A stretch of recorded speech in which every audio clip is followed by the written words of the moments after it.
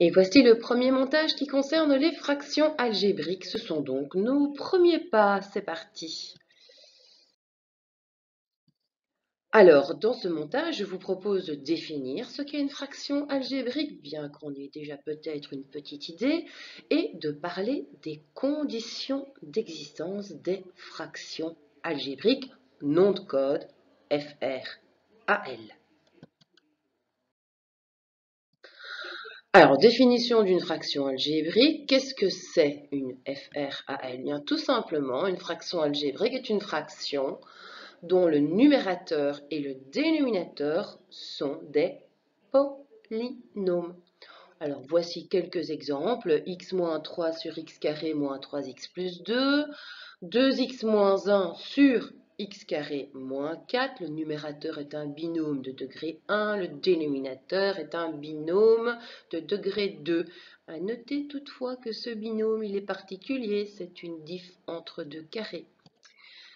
Exemple numéro 3, 3x est un monôme de degré 1, mais on observe qu'au niveau du dénominateur, j'ai un TCP résultant du carré d'une différence. Voilà tout ce qu'il fallait savoir au niveau de la définition. On passe déjà à l'étape suivante. Alors, la condition d'existence d'une fraction, on connaît déjà les conventions d'écriture. Convention d'écriture, les fractions doivent toujours être irréductibles, pas de signe moins au niveau des dénominateurs. Mais la condition d'existence d'une fraction, c'est que son dénominateur ne soit jamais égal à 0. C'est-à-dire qu'une fraction algébrique existe si et seulement si son dénominateur est différent de 0. Alors ça, c'est théoriquement. Maintenant, il va falloir s'imprégner de la symbolisation mathématique. Comment va-t-on exprimer cela? Très simplement, avec des symboles que vous maîtrisez déjà, à savoir une FRAL, une fraction algébrique, existe, le fameux E à l'envers, si et seulement si, petit signe d'équivalence, son dénominateur est différent de 0. Alors ça, c'est une possibilité d'écriture. En voici une deuxième. Une FRAL, si elle existe, c'est qu'elle appartient à l'ensemble des réels, si et seulement si son dénominateur est différent de 0. Rien de bien compliqué pour le moment. Comment déterminer là où les conditions d'existence d'une fraction algébrique? Alors, étape numéro 1, on ne se plante pas, on cible le dénominateur, les amis, c'est-à-dire le polynôme qui statue en dessous de votre barre de fraction. Et puis ensuite, on écrit fidèlement par rapport au symbole mathématique. Cette fraction algébrique appartient à l'ensemble des réels si et seulement si le dénominateur que vous aurez ciblé est différent de 0.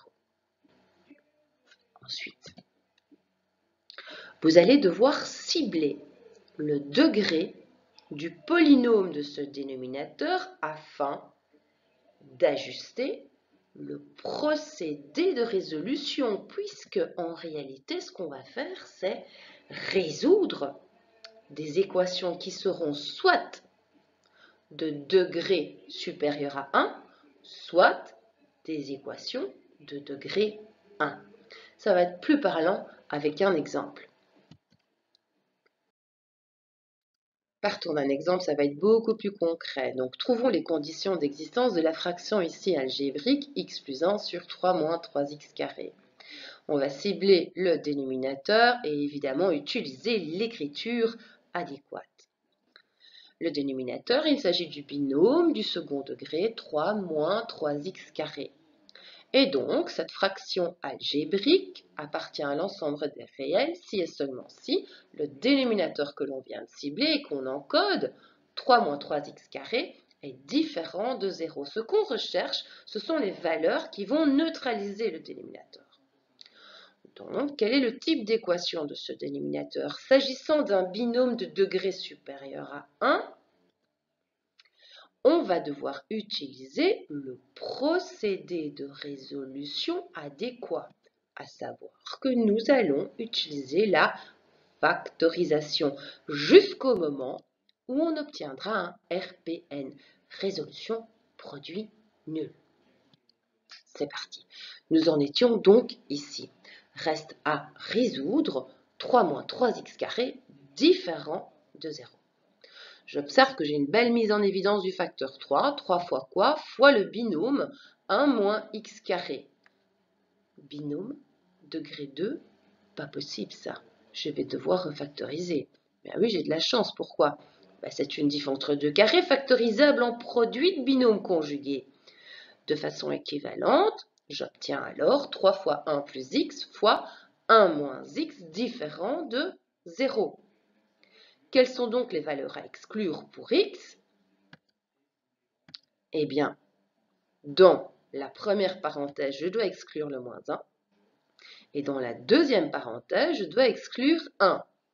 Effectivement, si x endosse l'une de ces deux valeurs, je vais obtenir un dénominateur nul. Or, c'est justement la condition d'existence d'une fraction, c'est que ce dénominateur ne soit pas nul.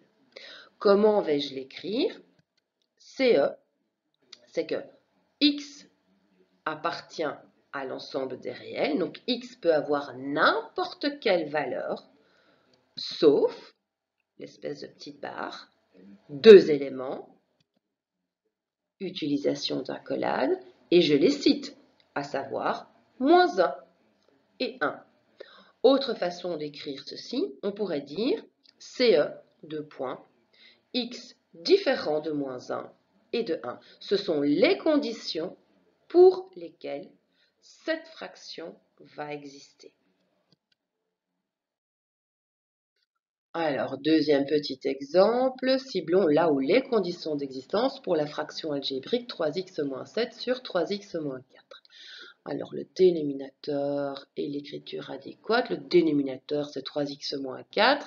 Donc, je réécris tout ça puisque je dois bien introduire ce que je suis en train de faire avec l'utilisation de bons symboles, à savoir que ce que je recherche, ce sont bien là où les conditions d'existence de cette fraction. Et donc, cette fraction algébrique va appartenir à l'ensemble des réels si et seulement si son dénominateur que je viens de cibler, 3x-4, est différent de 0. Type d'équation dès lors que j'ai sous les yeux, eh bien, j'observe que 3x-4 n'est rien d'autre qu'une équation de degré 1. Le modèle de résolution sera alors la méthode classique. Je me lance donc dans la résolution de cette équation afin d'exclure les valeurs qui vont neutraliser mon dénominateur. Dès lors, 3x-4 différent de 0, le moins 4, je le transfère de l'autre côté de mon symbole différent. Il devient 3x différent de plus 4. Reste à neutraliser le coefficient 3 statuant devant le x. X sera différent de 4 tiers. La condition d'existence pour cette fraction, c'est que x appartient à l'ensemble des réels, sauf quelle valeur? Il ne peut pas être 4 tiers.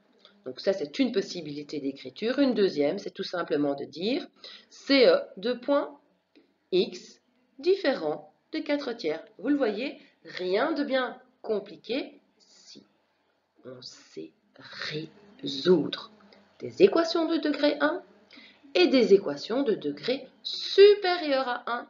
À vous de jouer maintenant.